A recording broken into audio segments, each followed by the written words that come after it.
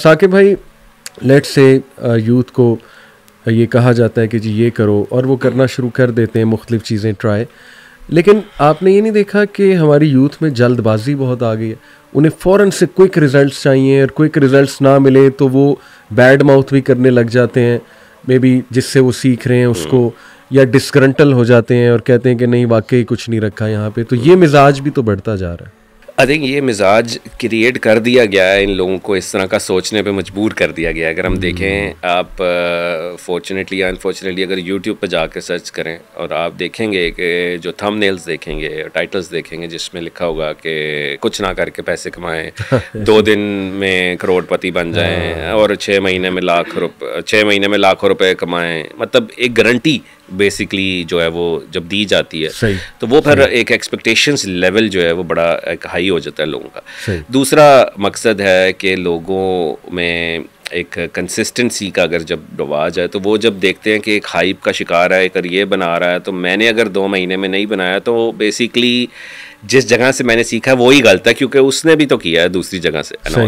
तो मकसद है कि लोगों को ये समझना चाहिए कि अपनी स्ट्रेंथ और वीकनेस पे काम करना चाहिए कि आपकी भी तो कोई वीकनेस हो सकती है कि आप नहीं कर पाए। आप कभी किसी एक नॉर्मल इंसान से पूछिए कि आप अपनी स्ट्रेंथ और वीकनेस लिखिए एक पेपर पे।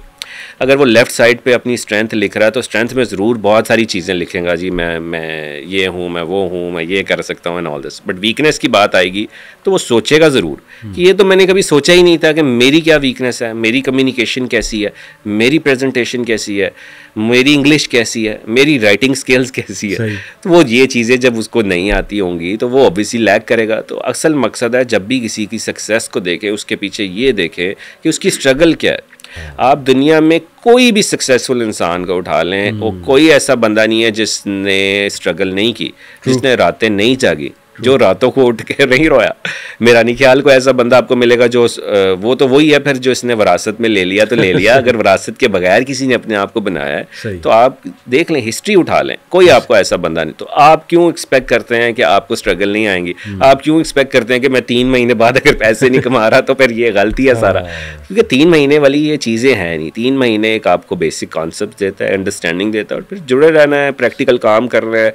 6 महीने कोई 6 महीने कामयाब हो रहा है, कोई 7 महीने। बड़ी अच्छी एग्जांपल है कि हर इंसान की अपनी अलग टाइमलाइन है। वो जो बड़ा मैं यूट्यूब फेसबुक पे पोस्ट अक्सर ये चीज़ की देखता हूँ कि 25 साल की उम्र में अगर कोई CEO बन जाता है वो 30 साल में वफात भी पा जाता है, और कोई 45 साल में CEO बनता है तो वो 80 साल तक जिंदा भी रहता है। ये अल्लाह ताला की तरफ से टाइम लाइन है।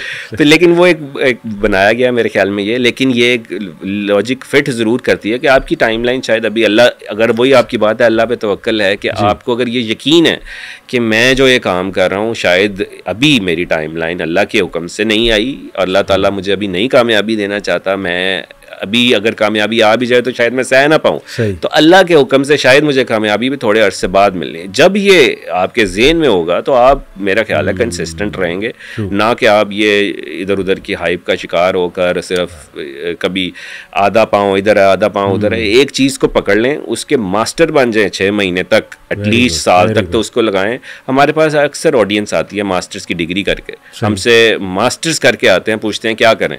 तो मेरा उनसे क्वेश्चन है कि मास्टर्स करके भी किसी चीज़ में मास्टर नहीं है आप, तो फिर ये कहाँ का मास्टर है?